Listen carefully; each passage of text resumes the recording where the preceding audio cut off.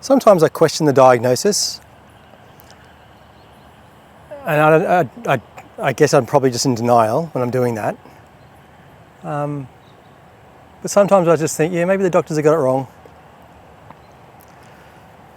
I don't tend to think that when I'm feeling like my symptoms are worse. It's on the good days or the good periods of time, if you feel like you've had some good weeks even. On average, overall, you feel like, it's just their prediction, it's so, and because you do get, you can't help but notice it as well. It is something that plays in the back of your mind. It's not good. I'd say that out of all the things that you think about, in terms of the consequences of having dementia, apart from the symptoms, it's probably one of the more common things that I spend time thinking about. And if I want to live a happy, positive life, I don't want to be wasting my time thinking about it, So it's something that I need to stop doing, I guess. And it's funny because when I got diagnosed, I had a meeting with a geriatrician, and my brother and my partner were there. And a day or so later, my brother gave me a call and said, "Hey, look, the geriatrician just said that you have to go back in 12 months to do another cognitive test. Maybe it's probably best don't to tell your kids just yet, and just wait to see how that test goes, because you never know, you might perform really well and they might change the diagnosis." And it's funny because I absolutely hated it. I almost felt myself not yelling over the phone, but getting quite agitated by it, and it's because I hated the idea of living in limbo. At the time, I just wanted to accept the diagnosis and move on.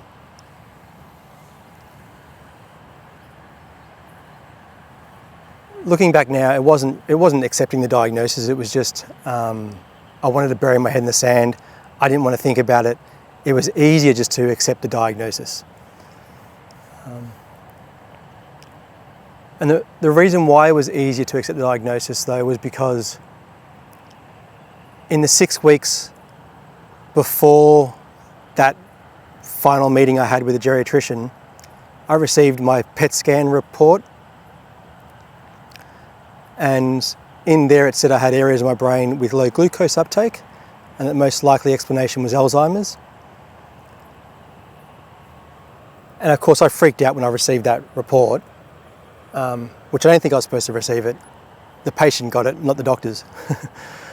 Anyway, I hated it. That 6 weeks sucked, because I just couldn't get out of my mind for most of the time. I struggled just get it out of my mind and just thinking, have I got it, have I not got it? I knew I had to wait to the final appointment where the geriatrician would go through all of the test results. But yeah, I really struggled in that 6 weeks, and I could not do another year of that. So at the time, it was easy just to accept the diagnosis and move on.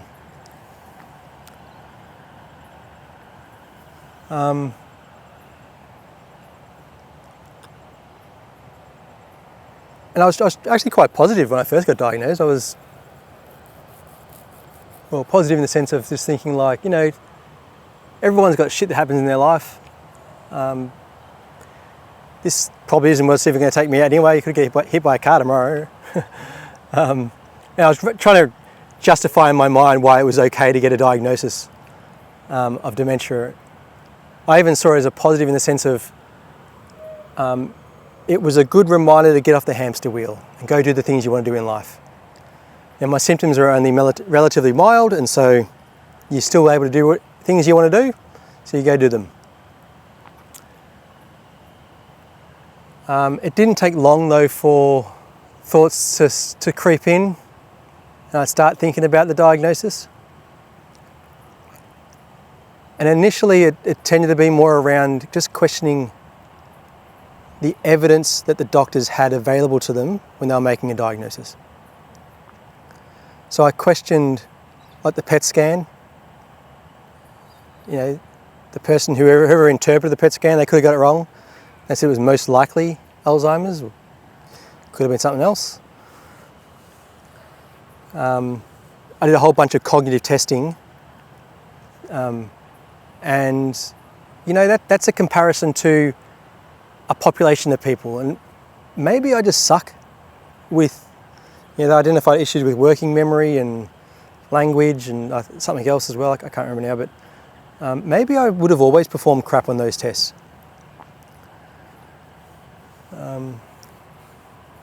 And the other thing is too, is like the other sort of source of information I guess they used was the patient's reported experience of their symptoms and, you know, the loved ones. So my partner, for example. And to be honest, when you're getting diagnosed and in the months leading up to it, you're going there because you've concerned about your memory and your cognition.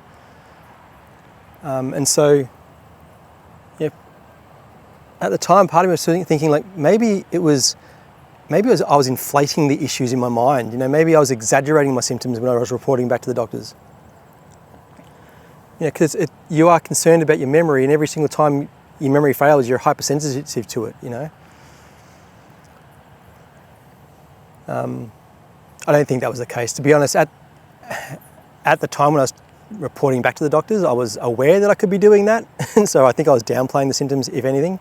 But again, these are the things that were just things that would creep in your mind. You couldn't help think about them at times.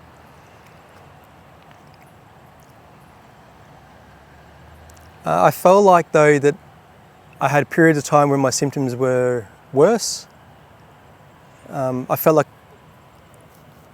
I've had a couple of times where I felt like my cognition's declined a bit since being diagnosed. And I guess initially around those times I started not questioning the symptoms and whether or not I was inflating them in my mind, or I didn't second guess that. I started questioning though maybe the cause of them. You know, maybe it's not Alzheimer's. I know that in previous years I've had issues with anxiety, and I know that can have an impact on my body. And so I started thinking maybe it's like burnout or something like that. And of course, for each of these things, I'd have arguments in my head, and that'd be contrary to that. It was always just back and forth like a tennis match in your head about whether or not I really had Alzheimer's. It's funny, I'm not in that mind space right now. I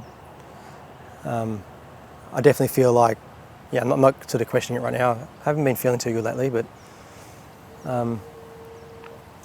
but still, because memory and cognition are things that do go up and down for everybody, and because you've been diagnosed, you can't help but think about it. And so throughout the day, you get these little reminders, I did quite well with that, or I did really bad with that. Maybe I have got it, or I did quite well and maybe I haven't got it, So when you're questioning it, there's like ample opportunity for you to think about it and to question it more and more and more.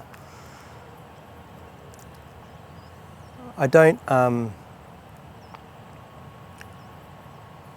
there's a few things that fed into it as well. Like when I got diagnosed, one of the first things I did is I jumped online, and I just I wanted to see what Alzheimer's and dementia was like, and I felt like everything I saw was the symptoms were worse than mine.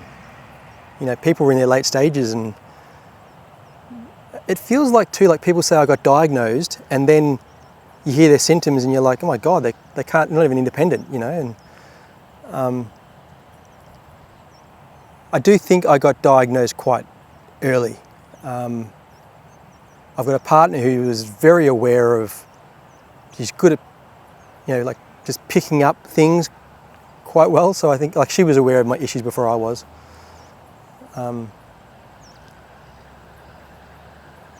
But yeah, like I went onto YouTube and all I could find was, I wanted to hear people's stories and about their experiences, and that's a big reason why I'm doing these videos, because I figured if I was like that, other people would be in the same sort of situation. And so hopefully these videos are helpful for others. But I felt like when you saw people talk about their journey, they had their care person sitting next to them, and the care person would do most of the talking because the person with dementia could no longer communicate effectively. So yeah, the picture that I was seeing online was not marrying up with my own experience, and so that was a big like, maybe they're really stuffed up. Like I'm not seeing what I see everywhere else. One of the best things I did do though was I joined a support group for other people with young onset dementia, and to be honest, I don't go to it enough. I'm working, and so it's on a Monday during the work hours, and to be honest, there's a lot of times I didn't go because I don't want to think about this stuff. I've spent a lot of time just not wanting to think about Alzheimer's whatsoever, so I didn't want to go to those support meetings because it was a reminder. But one of the good things I really got from it though was, early on I sort of said to them, I said, look, I question the diagnosis. And they all kind of laughed. And they're like, oh yeah, we all do that. And we've all been there and we all do that. I think that was comforting to hear, because these people, they look and sound just like me, and it was just reassuring to hear that they also struggle with just questioning it and think about it. And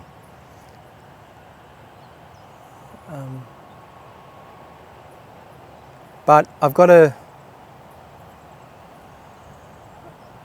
to find a way to really accept the diagnosis. Not like I did when I first found out and I got diagnosed. That was just burying my head in the sand. And not just completely ignore the whole Alzheimer's thing. I've got to just be able to accept this is what you got, this is the path forward, but you can still live life now. There's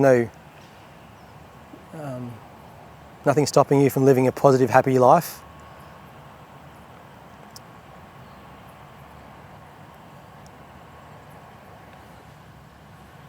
It's getting pretty dark.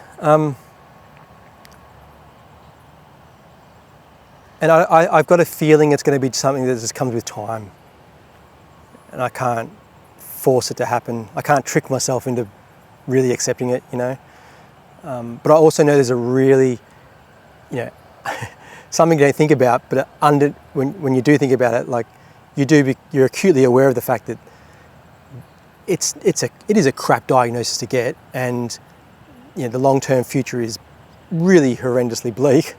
And you don't want to, your brain, I guess, does not want to accept it. So it's going to find ways to try and avoid it. But I can't do that forever, and I think overall I'll be happier when I just authentically accept it. I just don't know how to do that.